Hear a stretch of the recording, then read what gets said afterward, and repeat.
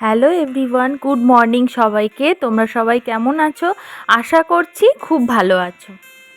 আজ হলো স্যাটারডে আর আমি চলে এসেছি এদিকে বিছানাটা তুলতে। আর যে তুলসী গাছটায় জল দিলাম, ওই তুলসী গাছটা না আমার ব্যালকানির ওপরেই আছে।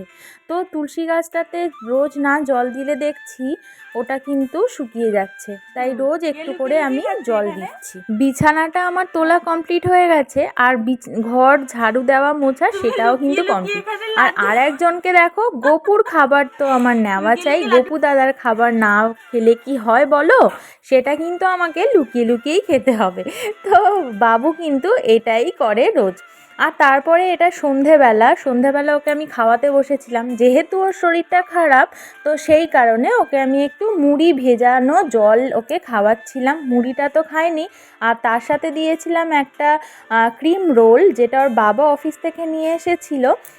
ক্রিম রোলটা দেওয়ার কারণ হচ্ছে ও না কিছুতেই কোনো খাবার খেতে চাইছে না এই 2 দিন।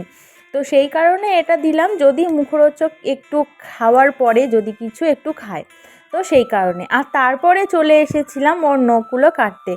আজকে যেহেতু স্যাটারডে, তো তাই ভাবলাম আজকে শনিবার, আজকেই কাটা যাক। কারণ বৃহস্পতিবার তো নখ কাটতে পারিনি, শুক্রবার ওর জন্ম মাস, তো সেই কারণে শুক্রবারও কাটতে পারিনি। তো আজকেই আমি বসেছি। আর আজকে তোমাদেরকে আমি একটা জুয়েলারি মেকিং ভিডিও দেখাবো। তো যতটা আমি চেষ্টা করেছি ভিডিওটা ক্লিপ নেওয়ার, কিন্তু মাঝখানে অনেকটা আমি নিতে পারিনি। তো যাই হোক, আমি পুরোটা বলে বোঝানোর চেষ্টা করব। তো ক্লে দিয়ে আমি আগের দিনই বানিয়ে রেখেছিলাম এই ফুলগুলো, সূর্যমুখী ফুল। বানিয়ে আমি একদিন মোটামুটি শুকাতে দিতে হয়, একদিন নয় মোটামুটি 4-5 ঘন্টা শুকাতে দিলে ওটা ভালোভাবে শক্ত হয়। তারপরে আমি একটু হালকা রং করে নিয়েছিলাম, রংটা এখনও বাকি। যেহেতু রং করার পরে ছেড়ে দিতে হবে, ওতে হাত লাগানো যাবে না। তো সেই কারণে আমি এখন রংটা করব না, বাকি রংটা আমি এটা কমপ্লিট হয়ে যাওয়ার পরে করব। তো দেখো, এখানে একটু ক্লে কেটে নিয়েছি, ক্লে দুটো মিক্স করে নিচ্ছি। মিক্স করার পরে আমি এখানে এই সূর্যমুখী যে ফুলটা রয়েছে এর পেছনে এই টার্সেলটা লাগাবো। তো সেই কারণে এটার ক্লে দিয়ে কিন্তু আমি আটকাবো। ফার্স্টে আমি এর ওপরে একটু আঠা লাগিয়ে নিয়েছিলাম, তারপরে আমি টার্সেলটা দিয়েছি।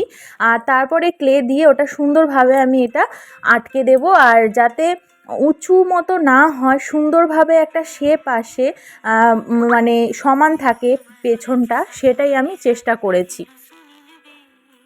দেখো, এখানে আমি আঠা লাগিয়ে নিচ্ছি আর টার্সেলটা তারপরে বসাবো। সূর্যমুখী ফুল আমি এই ফার্স্ট টাইম ট্রাই করলাম, কিন্তু আমার কোনো অসুবিধা হয়নি করতে, যেহেতু এর আগে আমি ক্লে দিয়ে অনেক জুয়েলারি আমি বানিয়েছি। এই টার্সেলটা বানানোর জন্য যেগুলো প্রয়োজনীয় আমি সব কিছু নিয়েই আজকে বসেছি। যেমন কটন বল, দড়ি দিয়ে আমি ওটাকে ডিজাইনটা করব। আর কালার নিয়েও বসেছি, এটা কমপ্লিট হয়ে গেলে তারপর আমি কিন্তু কালারটা করব।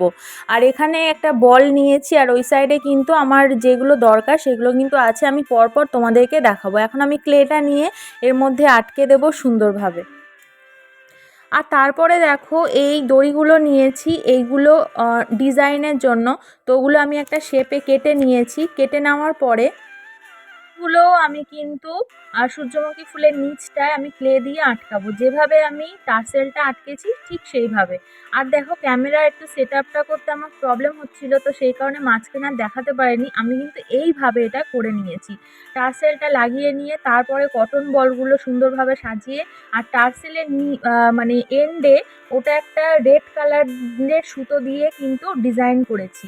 আর টার্সেলের সূর্যমুখী ফুলটার নিচে আমি এইভাবে একটা করে কাঠের বল আর কড়ি দিয়ে 3টে এরকম ঝোলা ঝোলা করেছি, এটা ডিজাইনের জন্য।